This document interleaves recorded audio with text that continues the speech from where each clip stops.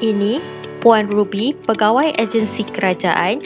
Ini Puan Jenny sebagai orang awam. Dan ini pula Makcik Samantha, orang awam berusia 55 tahun. Suatu hari, Makcik Samantha ingin membayar bil.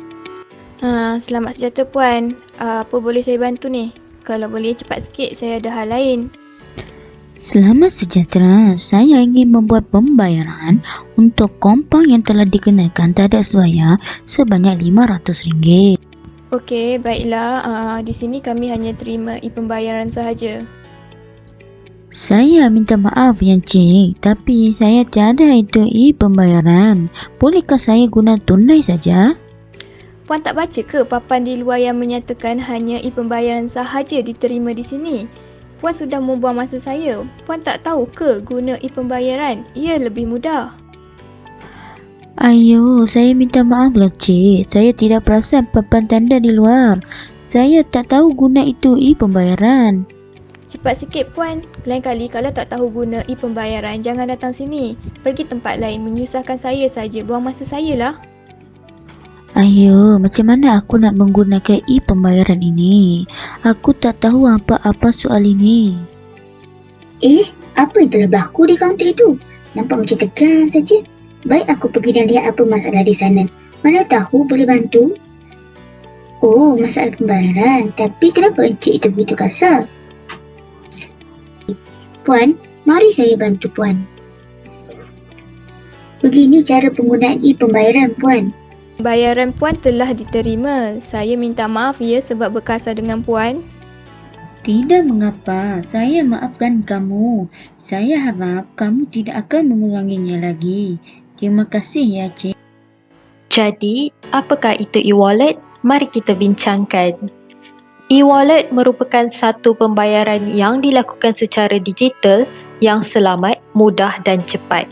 Ia tidak memerlukan wang ringgit serta kad bank di tangan untuk membayar, tetapi hanya perlu mengimbas QR code melalui telefon pintar. Dompet digital berfungsi seperti dompet fizikal. Pengguna hanya perlu memuat turun aplikasi e-wallet di telefon pintar. Kos pendaftaran adalah percuma. Sistem ini memberi impak positif kepada pengguna yang suka membeli belah kerana mereka tidak perlu membawa wang tunai pada setiap masa. Tahukah anda, di Malaysia, Yang Amat Berhormat Perdana Menteri telah memperkenalkan perkhidmatan pembayaran secara digital pada Jun 2008. Antara e-wallet yang ada di Malaysia ialah GrabPay, Boost, Touch 'n Go Wallet, BigPay dan lain-lain. Jadi, apakah hubungan e-wallet dengan agama? Selagi ia tidak mempunyai unsur riba, gharar, judi, perkara yang haram dan kezaliman, transaksi tersebut dikira halal. Urusan jual beli hendaklah patuh kepada syariah. E-wallet dikira akad moden kepada urusan jual beli yang diterima oleh syariah. Hubungan dengan manusia pula, e-wallet memudahkan pengguna dalam urusan jual beli. Ia juga mesra alam yang mengurangkan cetakan resit. E-wallet juga mengurangkan risiko jenayah seperti ragut dan rompak. Apa pula sistem nilai dan etika e-wallet? E-wallet mampu memupuk budaya berjimat cermat dengan membolehkan menjejak semula sejarah perbelanjaan. Ia tidak melanggar etika dan nilai Islam selagi ia tidak bercanggah dengan syariah Islam. Ia juga mampu memupuk nilai menjaga alam sekitar kerana dapat mengurangkan penghasilan resit. Seperti teknologi yang lain juga, e-wallet mempunyai kesan positif dan juga negatif. Antara kesan positifnya ialah e-wallet dianggap mudah dan pantas, pengguna juga boleh mendapat diskaun dan pulangan tunai.